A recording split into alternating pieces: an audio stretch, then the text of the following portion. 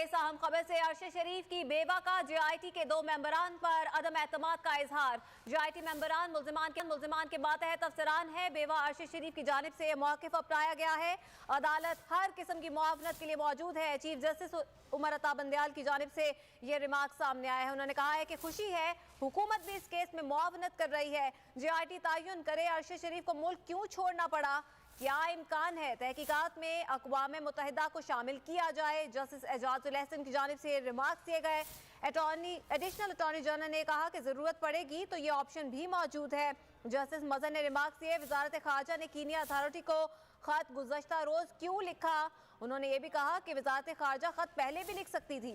अदालत जेआईटी को तहकीकात के लिए आज़ादी दे रही है। जस्टिस की जानिब से रिमार्क सामने आए हैं। उन्होंने कहा है कि मामले की साफ शफाफ तहकीकात होनी चाहिए। आपको बता रहे हैं अरशद शरीफ के कत्ल के हवाले से जो जेआईटी बनाई गई है स्पेशल, आज केस की समाअत भी हुई, जबकि अरशद शरीफ की बेवा ने जेआईटी के 2 मेंबरान पर अदम एतमाद का इजहार किया है। अदालती कार्रवाई में चीफ जस्टिस उमर अता बंदयाल की जानिब से रिमार्क सामने आए कि अदालत हर किस्म की मुआवनत के लिए मौजूद है। एहतशाम अब्बासी से समाअत के हवाले से मजीद जान लेते हैं, बताइएगा एहतशाम।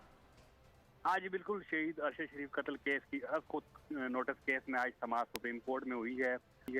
चीफ जस्टिस ने अटॉर्नी जनरल से सवाल किया कि अभी तक कीनिया काम को खत क्यों नहीं लिखा गया, तो उसके जवाब में उन्होंने बताया कि गुज़श्ता रोज़ जो है वो खत लिखा गया है। इस हवाले से जेआईटी के जो मेंबरान हैं उनसे जब सवाल किया गया तो उन्होंने बताया कि 41 जो लोग हैं उनके बयानात कलमबंद किए गए हैं, जिनमें डॉक्टर्स हैं, मुराद सईद हैं, और इस केस से जुड़े हर शख्स को जो है उनकी